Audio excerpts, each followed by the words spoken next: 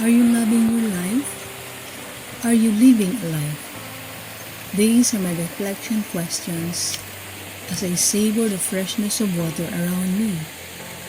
It's my great fortune to experience nature around me, day in and day out.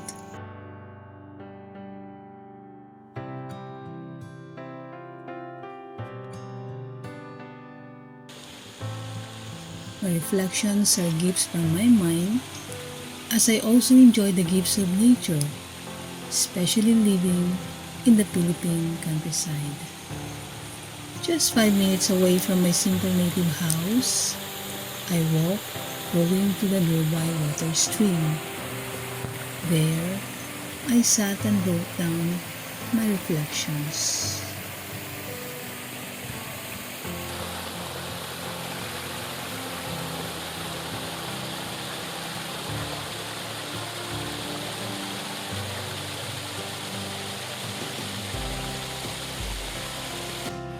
I observe water that flows naturally. When you plunge your hand into it, all you feel is a caress.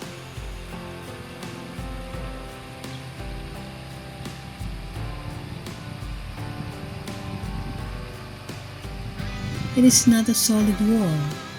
It will not stop you, nor will it resist you, but it always goes where it wants to go, and nothing in the end can stand against it.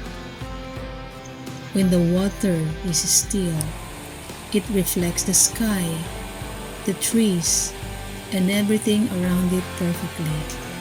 At the slightest breeze or the smallest ripple in the waters, it reflects nothing but itself.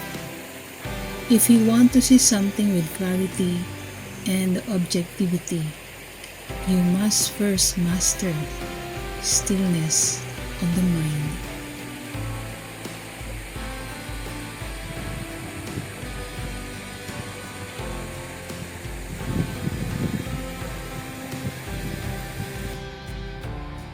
The slightest breeze of judgment or interpretation from your rational mind will create a ripple that shatters awareness and returns you to ordinary thinking.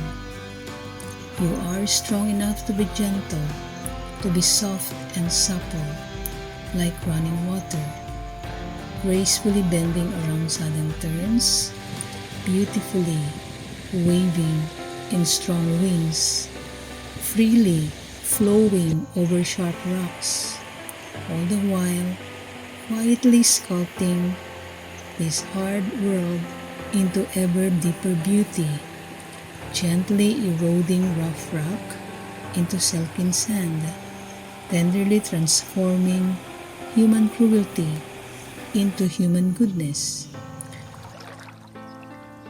You will not be hardened by the pain and cruelty of this world, as true strength is not found in the stone, but in the water that shapes the stone.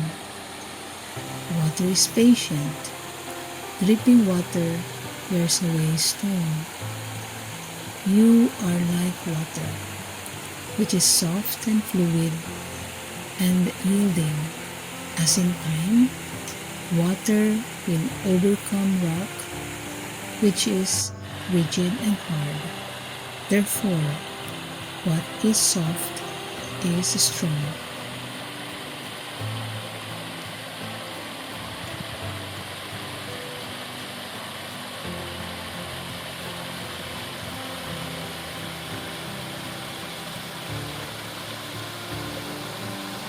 If you cannot go through an obstacle, you go around it as water does.